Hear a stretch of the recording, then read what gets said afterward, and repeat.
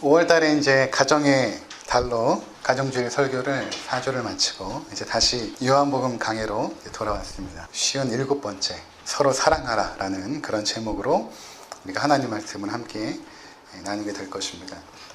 13장 이렇게 강해하면서 여러분들이 기억나실지 모르겠지만 예수님께서 잡히시기 이제 전날 밤이거든요. 마가의 다락방에 이렇게 모여 있는데 그때 그 분위기를 우리가 잘 알 필요가 있습니다. 예수님께서는 굉장히 말이 없으시고 또 뭔가 침울해 계시고, 그리고 나중에 너희 중 한 사람이 나를 팔리라 라고 말씀하실 때는 심령이 심히 괴로워하셨다 이렇게 말씀하고 있거든요. 그러니까 그날의 그 분위기가 굉장히 좀 어둡고 침울했던 것입니다.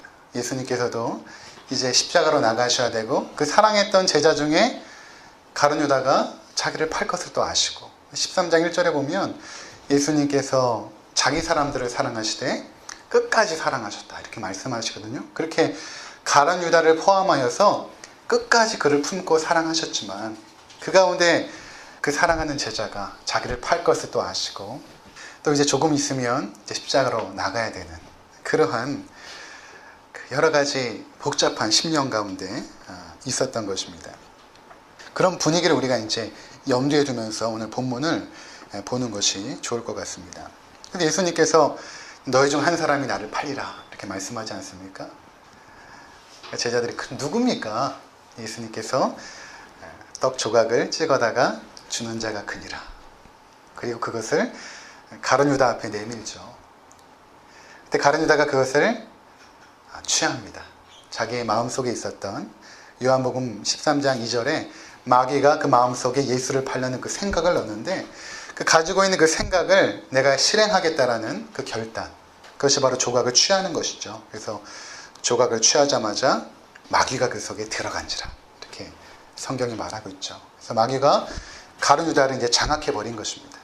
그리고 가룟 유다는 그 자리를 빠져나갑니다. 그때 이제 제자들은 가룟 유다가 왜 나갔을까? 지금 어떠한 상황에서 이러한 일들이 벌어지고 있는지를 전혀 이해하지 못합니다. 아마 가룟 유다가 회개 업무를 맡았으니까 명절에 6월절 명절이거든요. 가난한 사람들에게 먹을 것을 주기 위해서 그것을 살아나갔겠거니 이렇게 이제 생각을 한 것입니다. 그 당시에 제자들은 너무나 피곤했는지 도대체 어떠한 상황 속에서 예수님께서 이러한 말씀을 하시고 또 자신들의 발을 씻기셨는지 아무도 이해하지 못했던 것입니다. 자, 이런 상황 가운데 오늘 본문 보니까 그가 나간 후에 이렇게 말하죠. 가룟 유다가 나갔습니다. 나간 후에 예수님께서 남겨져 있는 11 제자들에게 이제 말씀을 이제 하기 시작하십니다.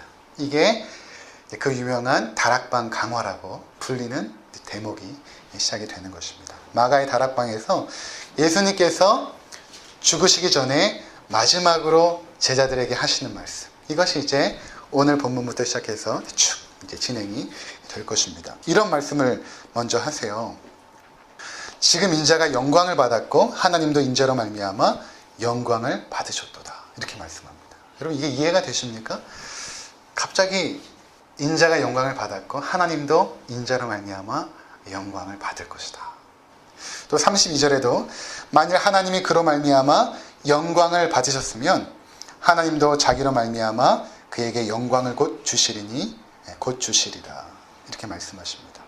인자는 예수님을 말씀하고 있죠. 그러니까 지금 인자가 영광을 받았고 하나님도 영광을 받으셨을 뿐만 아니라 이제 곧 하나님께서 인자로 말미암아 영광을 받게 될 것이고 하나님도 자기가 영광을 받았으므로 인자에게 영광을 주시겠다 이런 말씀을 지금 하고 있는 것입니다. 그래서 이 부분을 사실은 뛰어넘고 이 뒷부분에 있는 너희가 서로 사랑하라 라는 부분에 초점을 맞춰서 설교를 하려고 했는데 이 부분을 우리가 이해하는 것이 먼저 필요할 것 같아서 말씀을 드리도록 하겠습니다. 과연 지금 예수님께서 영광을 받았다라는 의미가 무엇이고 또 곧 있으면 영광을 받을 것이다. 또 하나님께서 인자로 말미암아 영광을 이미 받았고 또 받을 것이다 라는 의미가 과연 무엇일까? 이것을 우리가 이해하기 위해서는 그 예수님께서 가지고 계신 그 시간의 개념 그리고 공간의 개념에 대해서 우리가 알 필요가 있습니다. 자, 우리들은 이 시공간의 제약 가운데 살아가고 있죠. 제가 이 예배당 안에 있을 수는 있지만 집에 있을 수는 없습니다. 이 공간과 그리고 시간의 제약 가운데 살아갑니다. 그런데 예수님은 완전한 하나님이셨을 뿐만 아니라 완전한 인간이셨어요. 50% 하나님, 50% 인간이 아니라 100% 하나님이고 100% 인간이었습니다. 우리가 이해할 수 없는 그런 신비로운 존재이시죠. 그렇기 때문에 하나님이 이 땅에서 사시면서 인간이 겪게 될 모든 희노애락을 다 겪으십니다. 오늘 13장에도 보면 예수님께서 굉장히 고통스러워하시고 힘들어하시죠. 피곤해하시기도 하고 나사로가 죽었을 때는 눈물을 흘리시기도 하고 완전한 인간의 모습을 우리 가운데 보여주십니다. 뿐만 아니라 예수님은 완전한 하나님이셨기 때문에 하나님의 전지전능함을 가지고 계십니다. 그래서 예수님은 시간과 공간 속에서 자신을 제약시키셔서 스스로 제약시키셔서 이 땅에 33년 동안 사셨지만 그 사시는 인생 가운데 또한 하나님으로서의 전지전능함을 가지고 계셨다는 것입니다. 그래서 예수님의 그 전지전능함을 가지고 현재 세조식 사건이 벌어지는 이 현장에서 무엇을 지금 경험하고 보고 있는가 하면 앞으로 있을 십자가의 사건으로 말미암아 하나님께서 영광을 받으시고 예수님이 죽고 끝나는 것이 아니라 부활하시고 나중에는 마침내 승천하셔서 하늘 보좌에 올라가 그 하나님의 영광을 누리게 될 그것을 지금 전망하고 계신 거예요. 이해가 되시죠? 예수님은 현재를 사시는 것이 아니라 그 현재 속에서도 그 미래의 하나님께서 영광을 받으시고 자신의 십자가의 죽음과 부활과 승천으로 말미암아 하나님께서 영광을 주실 그것을 지금 바라보고 계시는 것입니다. 그러니까 예수님은 인간으로서도 심히 마음 가운데 고통과 근심스러운 마음이 있지만 또 한편에서는 하나님의 영광을 바라보는 그 신성을 지금 가지고 계셨다는 것입니다. 그래서 예수님께서 인자가 영광을 받았고 아버지도 인자로 말미암아 영광을 받게 될 것이다. 그렇게 말씀하고 있는 것입니다.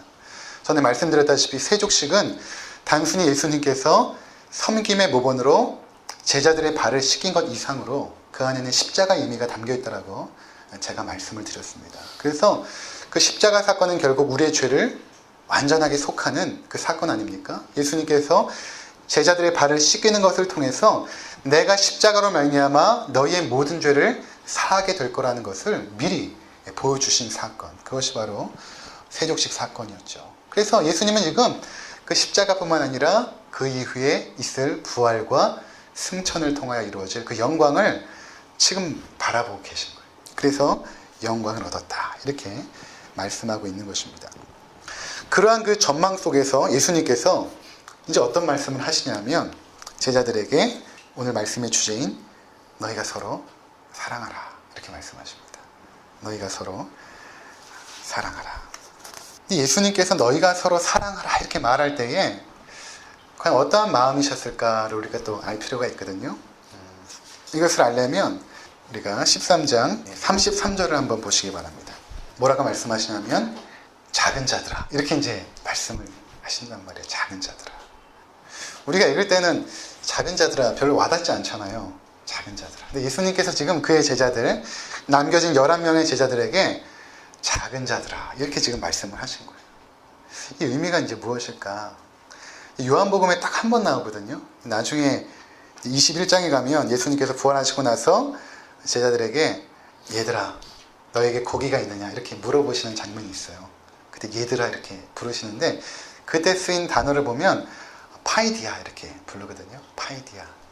근데 여기 쓰인 그 단어를 보면 테크니아라는 단어인데 테크니아, 작은 자들아.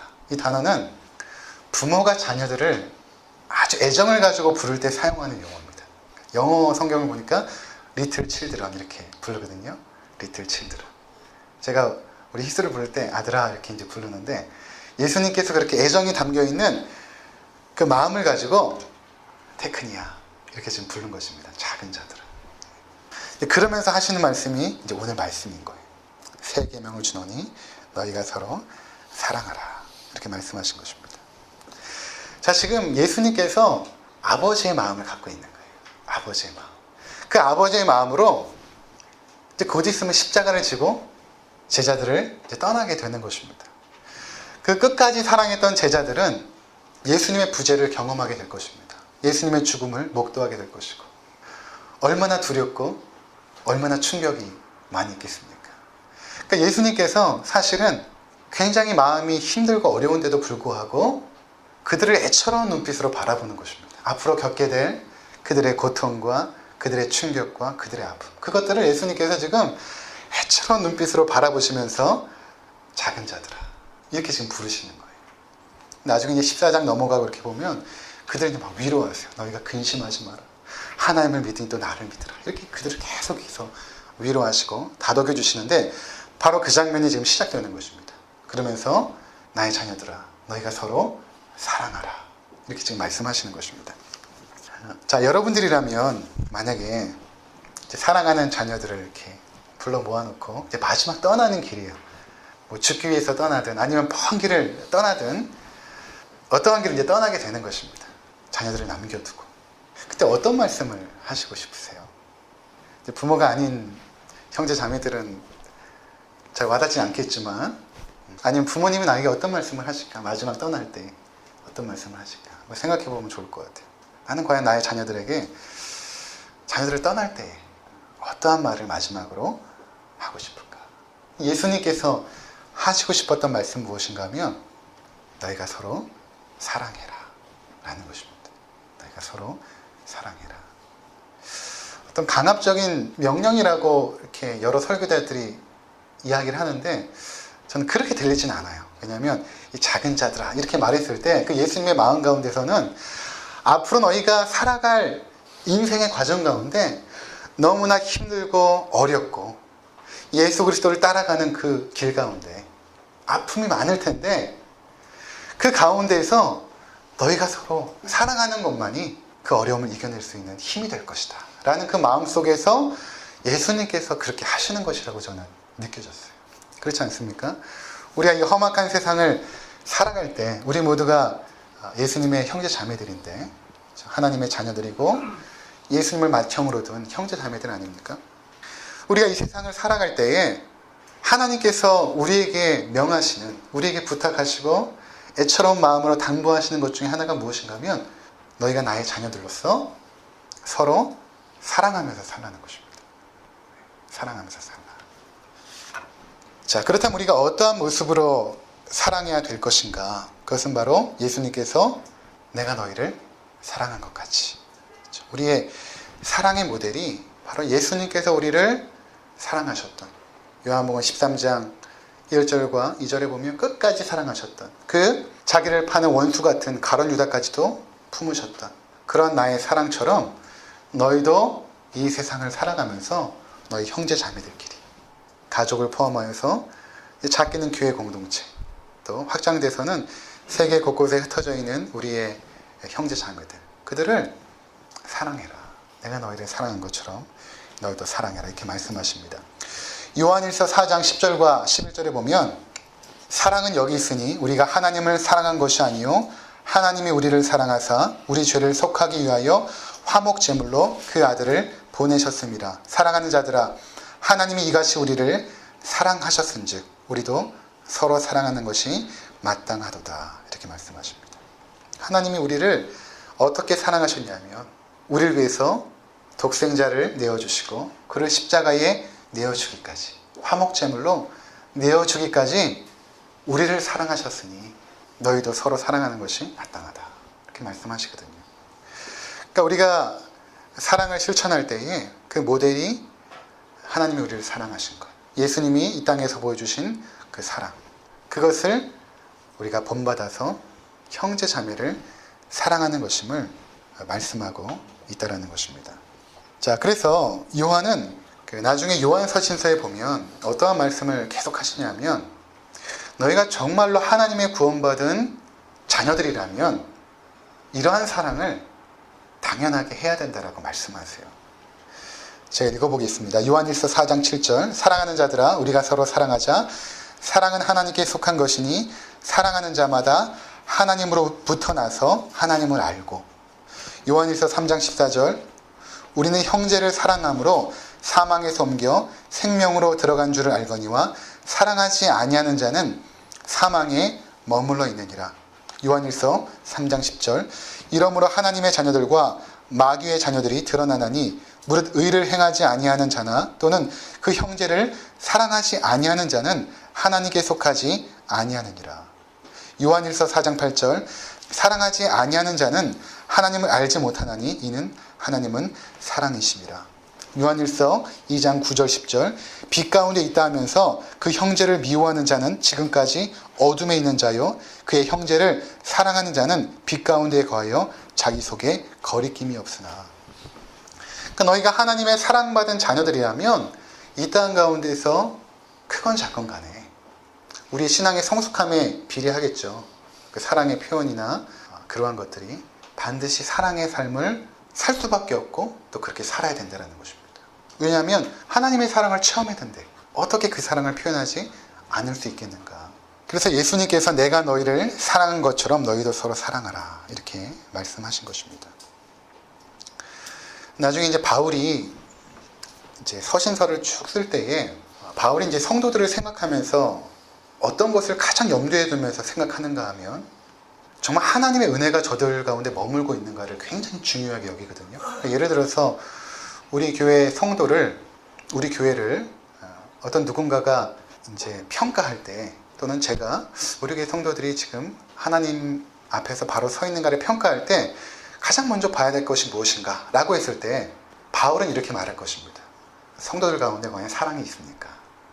그래서 이제 우리가 어떠한 것에 대해서 감사를 하게 될 때 가장 중요하게 여기는 어떤 것들이 우리 가운데 이루어졌을 때 감사하지 않습니까? 학업을 굉장히 중요하게 여기는 부모는 아이들 성적이 오르면 감사할 것이고 또 경제적인 어려움 때문에 물질을 위해서 기도하는 분이라면 경제적인 어려움이 해결되면 굉장히 감사하게 되겠죠. 근데 바울에게 있어서는 그러한 것이 무엇인가 하면 바로 사랑이었던 것입니다. 사랑은 너무나 중요했기 때문에 그건 하나님의 은혜가 머물고 있다는 강력한 증거였기 때문에 바울의 감사를 잘 보시면 저들 가운데 사랑이 있으면 너무나 감격하고 감사했던 거예요. 대신에 사랑이 없으면 굉장히 힘들어하고 책망했던 것입니다. 우리 한 구절 보도록 하겠습니다. 데살로니가 후서 1장 3절.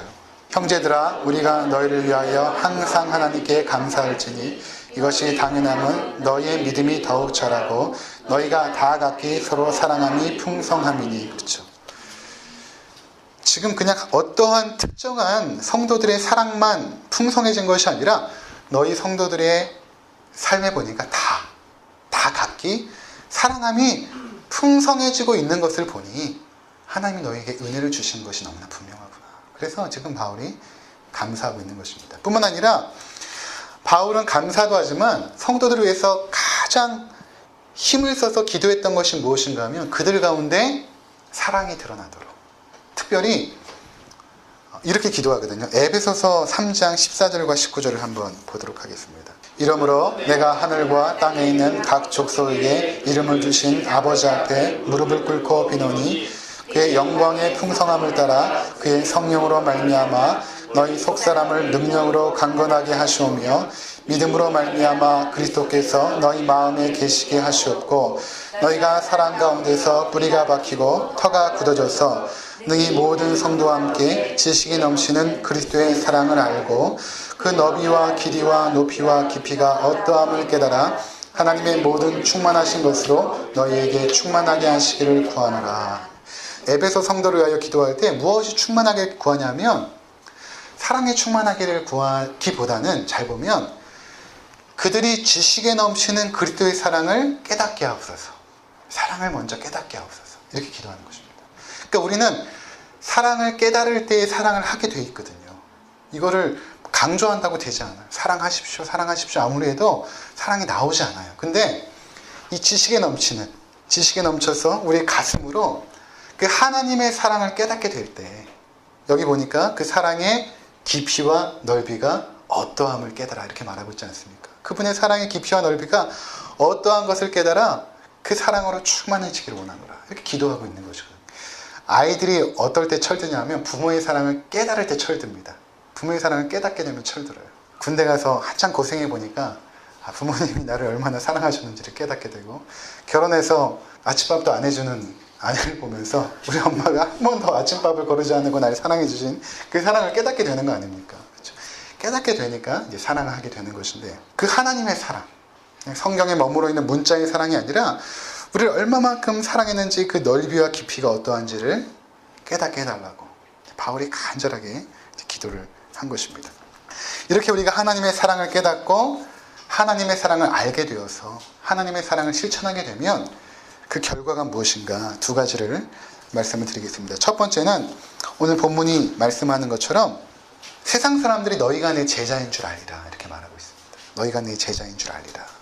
그러니까 제자라는 것은 스승이 하는 그대로의 삶을 살아가는 사람들인데, 우리가 살아가는 모습을 보면서 세상 사람들이 어떻게 깨닫냐면, 저들이 살아가는 모습을 보니까 저들의 스승인 예수님께서 얼마나 사랑이 많으신 분인가, 우리가 그분을 한번 믿어보자, 이렇게 관심을 갖게 된다는 것입니다.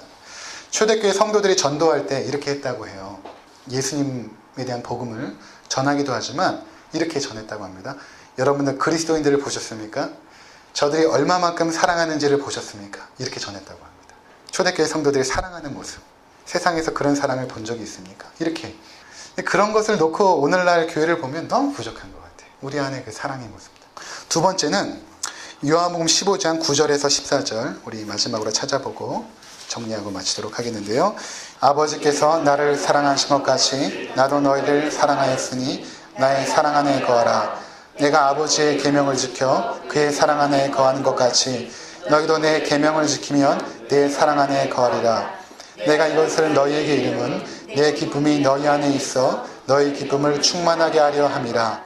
내 계명은 곧 내가 너희를 사랑한 것 같이 너희도 서로 사랑하라 하는 이것이니라. 사람이 친구를 위하여 자기 목숨을 버리면 이보다 더 큰 사랑이 없나니 너희는 내가 명하는 대로 행하면 곧 나의 친구라. 예수님께서 내가 너희를 사랑한 것 같이 너희도 서로 사랑하라, 이렇게 말씀하시잖아요. 자, 그러면서 아버지께서 나를 사랑하신 것 같이 나도 너희를 사랑하였으니 나의 사랑 안에 거하라. 그렇게 되면 너희 안에 기쁨이 충만하게 된다는 것입니다. 하나님 나라의 그 충만한 은혜 중에 기쁨이 있거든요. 천국은 기쁨의 공간입니다. 예수님께서 천국을 표현하실 때 가장 많이 표현했던 것이 잔치의 비유거든요. 잔치는 기쁨이 충만하잖아요. 풍성함. 기쁨이 풍성해지는 것. 성도들이 이 땅에서 힘들고 어렵고 세상의 풍파를 홀로 이겨내는 것이 아니라 성도들과 함께 사랑하면서 이겨내고 사랑하고 서로 보듬어 줄 때에 하나님의 그 기쁨이 우리 가운데 풍성해진다, 이렇게 말씀하고 있다는 것입니다. 우리가 가정에서 아내가 남편의 사랑을 받고 남편은 아내의 사랑을 받을 때에 기쁨이 충만해지잖아요.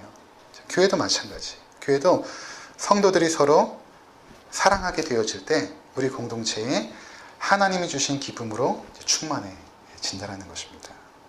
그래서 예수님께서 이제 마지막으로 떠나시면서 작은 자들아, 리들 칠드런, 테크냐, 이렇게 부르시면서 그들에게 따뜻한 마음으로 말씀을 하신 것입니다.